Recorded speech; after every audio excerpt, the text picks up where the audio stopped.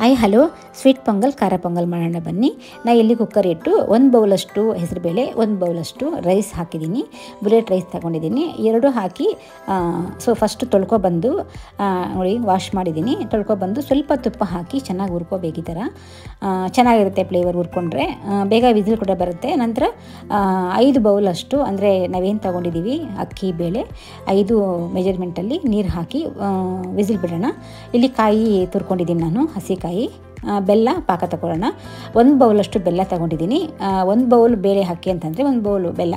ಇದು ನೋಡಿ ಖಾರ ಪೊಂಗಲ್ಗೆ ತಗೊಂಡಿದ್ದೀನಿ. ಖಾರ ಪೊಂಗಲ್ಗೆ ಜೀರಿಗೆ, ಸಾಸಿವೆ, ಗೋಡಂಬಿ, ಹಸಿಮೆಣಸಿನ್ಕಾಯಿ, ಪೆಪ್ಪರ್ ಸ್ವಲ್ಪ ಹಾಕಿಬಿಟ್ಟು ಜೀರಿಗೆ ಸಾಸಿವೆ ಎಲ್ಲ ಹಾಕಿ ನಾವೇನು ಬೇಯಿಸಿದ್ದೀವಿ ಪೊಂಗಲ್ ಹಾಕಿಬಿಟ್ಟು ಹೆಸರುಬೇಳೆ ಹಾಕಿಬಿಟ್ಟು ಸ್ವಲ್ಪ ನಿಂಬೆಹಣ್ಣು ಹಾಕಿ ತುಪ್ಪ ಹಾಕಿ ಬಿಸಿನೀರು ಒಂಚೂರು ಹಾಕಿ ಮಿಕ್ಸ್ ಮಾಡ್ಕೊಳ್ಳಿ. ಕೊತ್ತಂಬರಿ ಸೊಪ್ಪು ಹಾಕಿದ್ರೆ ನಮ್ಮ ಬಿಸಿಯಾದಂಥ ಖಾರ ಪೊಂಗಲ್ ರೆಡಿ ಆಗುತ್ತೆ. ಸೊ ಖಾರ ಪೊಂಗಲ್ ಆದಮೇಲೆ ಇವಾಗ ಸಿಹಿ ಪೊಂಗಲ್ಗೆ ನಾವು ವಿಸಿಲ್ ಬಂತಲ್ವ, ಸೊ ಬೆಲ್ಲದ ನಾವು ಸಿರಪ್ ತಗೊಂಡಿದ್ದೀವಿ ಒಂದು ಕಡೆ ನೋಡಿ. ಇವಾಗ ಈ ಥರ ಆಗುತ್ತೆ ಕೊನೆಯಲ್ಲಿ. ತುಂಬ ಚೆನ್ನಾಗಿರುತ್ತೆ ಫ್ರೆಂಡ್ಸ್. ನೀವು ಒಂದು ಟೈಮ್ ಮಾಡ್ಕೊಳ್ಳಿ. ತುಂಬ ಬೇಗ ಮಾಡ್ಕೊಬೋದು. 10 ನಿಮಿಷ. ಇದು ಬೇಯಿಸೋದೊಂದೇ ಲೇಟು. ಕೊನೆಯಲ್ಲಿ ಒಂಚೂರು ಹಾಲು ಹಾಕ್ಕೊಳ್ಳಿ, ತುಂಬ ಚೆನ್ನಾಗಿರುತ್ತೆ. ಜಾಸ್ತಿ ಬೇಡ, ಸ್ವಲ್ಪ ಹಾಲು ಹಾಕ್ಕೊಂಡು ಒಂಚೂರು ಸಕ್ಕರೆ ಹಾಕಿ. ಎಲ್ಲೋ ಸ್ಕಿಪ್ ಆಗಿದೆ.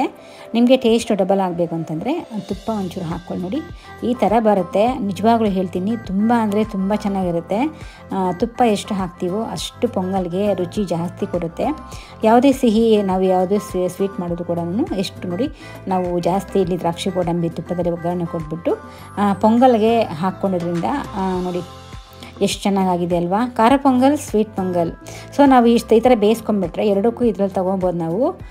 ನೋಡಿ ಸಿರಪ್ ಹಾಕ್ಬಿಟ್ಟು ಇವಾಗ ಬೇಯಿಸಿದ್ದೀವಲ್ವಾ, ಸಿರಪ್ ಹಾಕಿ ಚೆನ್ನಾಗಿ ಮಿಕ್ಸ್ ಮಾಡಿ ಕಾಯಿ ತುರಿ ಸ್ವಲ್ಪ ಹಾಕ್ಕೊಂಡು ಅದನ್ನು ಮಿಕ್ಸ್ ಮಾಡಿ ಕೊನೆಯಲ್ಲಿ ದ್ರಾಕ್ಷಿ ಗೋಡಂಬಿ ತುಪ್ಪ ಹಾಕಿ ಒಗ್ಗರಣೆ ಕೊಟ್ಟರೆ ನಮ್ಮ ಬಿಸಿ so sweet pongal ready. Sweet pongal and ಖಾರ ಪೊಂಗಲ್ ಇಷ್ಟೇ, ತುಂಬ ಈಸಿಯಾಗಿ ಮಾಡ್ಕೊಬೋದು. ಸೊ ನೀವು ಕೂಡ ಮನೆಯಲ್ಲಿ ಮಾಡಿ ಸ್ವೀಟ್ ಪೊಂಗಲ್ ಆ್ಯಂಡ್ ಖಾರ ಪೊಂಗಲ್. ಇಷ್ಟ ಆದರೆ ಲೈಕ್ ಮಾಡಿ, ಶೇರ್ ಮಾಡಿ, ಕಮೆಂಟ್ಸ್ ಮಾಡಿ. ನಿಮ್ಗೆ ಇಷ್ಟ ಆದರೆ ಮನೆಯಲ್ಲಿ ಮಾಡಿ ನೋಡಿ, ಕಮೆಂಟ್ ಮಾಡೋದನ್ನು ಮರಿಬೇಡಿ ಅಂತ ಹೇಳ್ತಾ ಇವತ್ತು ನನ್ನ ವಿಡಿಯೋ ಇಷ್ಟ ಆದರೆ ಮತ್ತೆ ಸಿಗೋಣ. Thank you so much watching my video. Thank you.